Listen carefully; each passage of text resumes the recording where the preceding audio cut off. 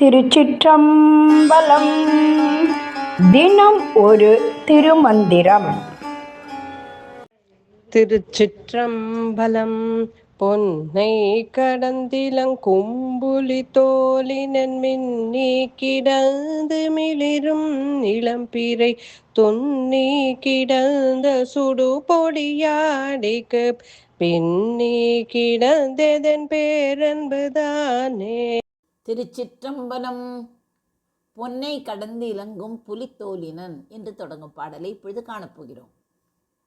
எல்லா அன்பிலும் சிவபெருமானிடத்து செய்கின்ற அன்பின் பெருமையை நான் அறிந்தவற்றால் என் உள்ளத்தில் சிறந்திருப்பது அந்த அன்பே என்ற கருத்தை தெரிவிக்கிறார் திருமூலர்.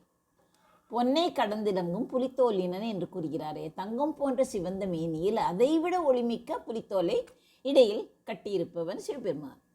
மின்னி கிடந்து மிளிரும் இளம்பிறை என்று கூறுகிறார். மின்னலை போல பிரகாசிக்கும் மூன்றாம் பிறை நிலவை ஜடையில் வைத்துள்ளவன். துன்னி கிடந்த சுடு பொடி, உடல் முழுவதும் நெருக்கமான பூசப்பட்ட சுடுகாட்டு சாம்பல், அதாவது நீர் என்று கூறுகிறோமே அதுதான். பின்னி கிடந்ததன் பேர் அன்பு. இத்தகைய கோலம் கொண்ட சிவபெருமானோடு என் அன்பு பின்னி பிணைந்து விட்டது, அவனும் நானும் வேறல்ல என்ற நிலை வந்துவிட்டது என்கிறார். முன்னொரு காலத்தில் தாருகாவனத்தில் வாழ்ந்த முனிவர்கள் தாங்கள் செய்யும் வேள்விகளாலேயே உலகத்தை ஆட்டி படைக்க முடியும் என்றும் தெய்வங்கள் தேவையே கிடையாது என்றும் செருக்கோடு இருந்தார்கள். அவர்களின் ஆணவத்தை அடக்க சிவன் பிட்சாடனர் உருவிலும் விஷ்ணு மோகினி உருவிலும் சென்றனர். முனிவர் கோபமடைந்து சிவனை அழிக்க வேள்வி தீயிலிருந்து பயங்கரமான பொருட்களை சிவன் மீது ஏவினர். முதலில் ஒரு புலியை ஏவினர். சிவன் அதன் தோலை உரித்து ஆடையாக உடுத்தி கொண்டார்.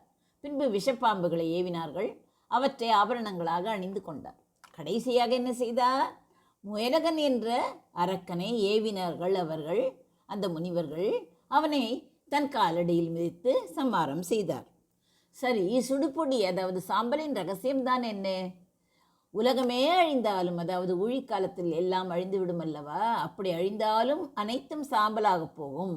அந்த சாம்பலை தன் உடலில் பூசிக்கொள்வதன் மூலம் முடிவில் நானே எஞ்சியிருப்பவன், நிலையற்ற இந்த உடலில் பற்று வைக்காதே என்ற தத்துவத்தை சிவன் உணர்த்துகிறார்.